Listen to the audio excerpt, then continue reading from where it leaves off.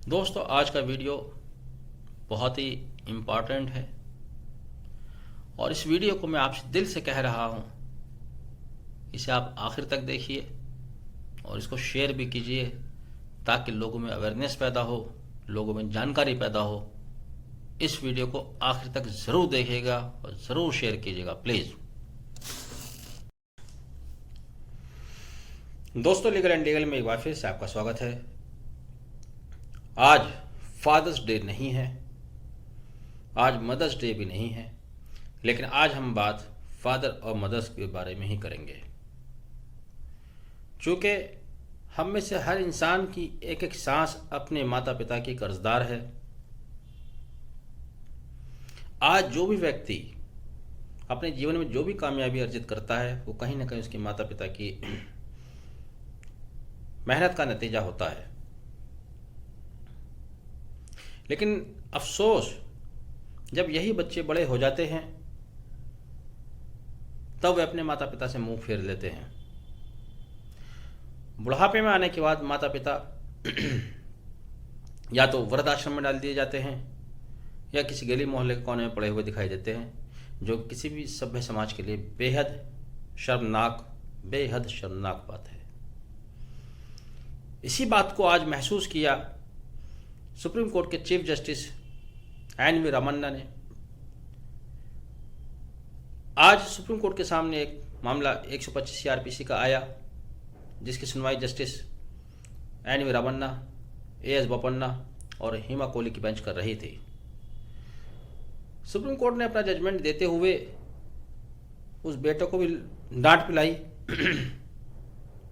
और कहा कि यह आपकी लीगल और मोरल ऑब्लिगेशन है कि आप अपने माता पिता का मेंटेनेंस करें, उनको सस्टेनेबल अमाउंट दें।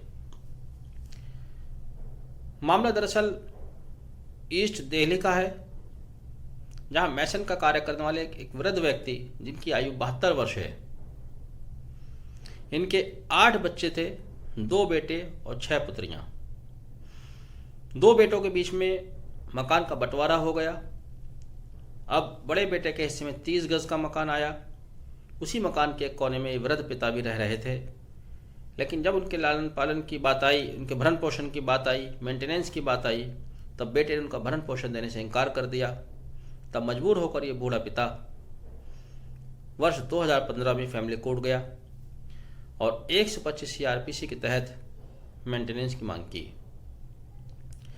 फैमिली कोर्ट ने इनिशियली 6,000 रुपये पर मंथ का आदेश पारित किया और बेटे को कहा कि वह 2015 से लेकर आदेश की तारीख तक एरियर अमाउंट 1,68,000 रुपये अपने पिता को दे और 6,000 रुपये मासिक भी उनका भरण पोषण दे। लेकिन बेटे ने भरण पोषण देने के बजाय विभिन्न फोरम, विभिन्न न्यायालयों में अपने बाप को घसीटा, बूढ़े बाप को। हालांकि जब ये केस डिसाइड किया, फैमिली कोर्ट ने फाइनली डिसाइड किया, तब 10,000 रुपये महीना बेटे को आदेशित किया कि अपने पिता को मेंटेनेंस अमाउंट दे। लेकिन चूंकि जब औलाद नालायक निकल आए तो फिर वो कहाँ किसी का मानने वाले हैं आसानी से, और अगर वो मानते तो ये मामला न्यायालय तक ही नहीं आता। जैसे कि बताया, पुत्र ने विभिन्न फोरम में दरखास्त दी शिफ्ट को टालने के लिए, हाई कोर्ट गए और ये मामला हाई कोर्ट से होते हुए सुप्रीम कोर्ट के समक्ष आया। हम में से हर कोई, चाहे वो अधिवक्ता है, डॉक्टर है, मजदूर है या जज है, इंसान है, एक हृदय रखता है। Chief justice N V. रामन्ना ने भी उस बेटे को डांटते हुए कहा कि बहुत अफसोस की बात है कि 72 साल के बूढ़े पिता को आप अदालतों में घसीट रहे हैं। उन्होंने ये भी कहा, ईश्वर ऐसा दिन किसी को ना दिखाए। आप बजाय इनका ख्याल रखने के, बल्कि आप उस अमाउंट को टाल रहे हैं जो आपको देनी चाहिए, इनका ख्याल रखना चाहिए। यह आपकी लीगल और मोरल ऑब्लिगेशन बनता है कि आप अपने पिता को मेंटेनेंस दें। दोस्तों, जिस तरह से इस वाद ने, इस मुकदमे ने चीफ जस्टिस के हृदय को टच किया, जब हमने इसको पढ़ा, ये हमने टाइम्स ऑफ इंडिया में पढ़ा, टाइम्स ऑफ इंडिया में छपी खबर के आधार पर मैं बता रहा हूँ। मेरे पास इस केस की साइटेशंस नहीं है, जो इस अखबार में छपा उसी के आधार पर मैं आपको बता रहा हूँ। पढ़कर हमें भी शौक लगता है, हर इंसान को लगेगा। और ये उस औलाद की, उस संतान की दुर्भाग्य की बात है जो एक अपने बूढ़े बाप को, जो कि मैसन है, अब आप सोचिए कि मैसन ने कितनी मेहनत की होगी और खून पसीना बहाकर दिन रात काम करके उसने इन बच्चों के लिए मकान बनाया। 2 भाइयों में बटा 30 गज का रह गया, तो उसका मतलब 60 गज का मकान रहा होगा। दिल्ली में 60 गज के मकान की भी अच्छी खासी कीमत है, और आज के दौर में अच्छे अच्छे लोग अफोर्ड नहीं कर पाते। 6 बेटियां, उन्होंने शादी के बाद अपना शेयर जो इनका इस मकान में निकलता था, कानून के मुताबिक वो शेयर लेने से इनकार कर दिया और अपने भाइयों पर छोड़ दिया। हमारे समाज में एक कुरीति ये भी है कि बेटियों को हम हीनता की दृष्टि से देखते हैं। बहुत से तो ऐसे भी लोग हैं जो बेटियों को जन्म ही नहीं लेने देते। लेकिन अक्सर ये भी देखा गया है कि जब माता पिता को ज़रूरत होती है, जब वे बूढ़े होते हैं, तो बेटों से ज़्यादा बेटियां ही काम आती हैं। इस विषय पर वीडियो बनाने का मेरा उद्देश्य यही है कि चूंकि ये जजमेंट दंड प्रक्रिया संहिता की धारा 125 पर आया है। आमतौर से हम लोग सेक्शन 125 को मेंटेनेंस के लिए उसी वक्त इस्तेमाल करते हैं जब पति पत्नी के मध्य कोई विवाद उत्पन्न हो जाता है, पति अपनी पत्नी को मेंटेनेंस, भरण पोषण देने से इनकार कर देता है, तभी हम इस धारा का प्रयोग करते हैं। लेकिन ऐसा नहीं है जैसे कि इस वर्तमान मामले में है। इससे पहले भी कुछ गिने चुने मामले ऐसे आए हैं जहां पर माता या पिता या माता पिता भरण पोषण के लिए अपनी औलाद के खिलाफ गए हैं। मेरा इस वीडियो को बनाने का उद्देश्य यही है कि अगर आप में से किसी को इस बात की जानकारी नहीं है, अधिवक्ताओं को तो सबको जानकारी, लेकिन आम लोगों को इस बात की जानकारी नहीं है कि धारा 125 का इस्तेमाल माता पिता को भी भरण पोषण दिलाए जाने के लिए किया जा सकता है।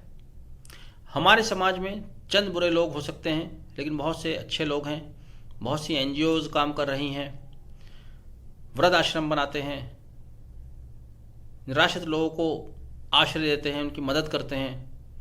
मैं फिर दोहरा रहा हूँ, मेरा वीडियो बनाने का उद्देश्य यही है कि वो लोग भी जानें कि कानून में इस तरह का भी प्रावधान है कि अगर बच्चे अपने माता पिता का भरण पोषण नहीं करते, उनका ख्याल नहीं रखते हैं, तो वे न्यायालय के माध्यम से दंड प्रक्रिया संहिता की धारा 125 के तहत भरण पोषण की मांग कर सकते हैं।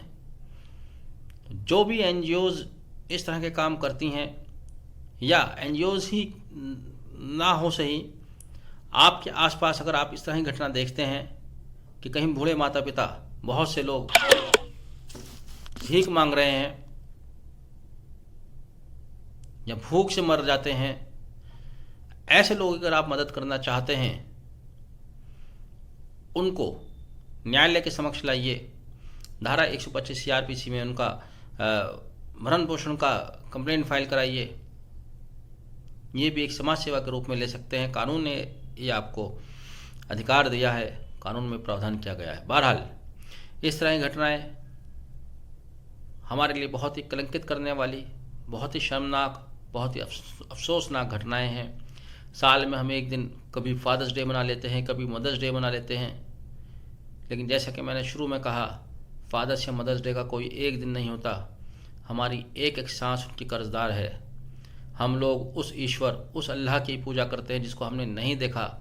उसके लिए आजकल आलीशान मंदिर, आलीशान मस्जिद बना रहे हैं, बहुत बड़ी रकम हम उनको दान में देते हैं, लेकिन जिनको आप भगवान का रूप मानते हैं, माता पिता, उनको हम दर दर की ठोकरें खाने के लिए छोड़ देते हैं।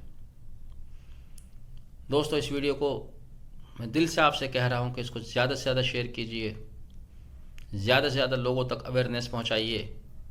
अगर आपके आसपास कोई इस तरह का मामला है तो आप उनकी मदद कीजिए और ऐसे नालायक बेटों को कोर्ट के समक्ष लाइए।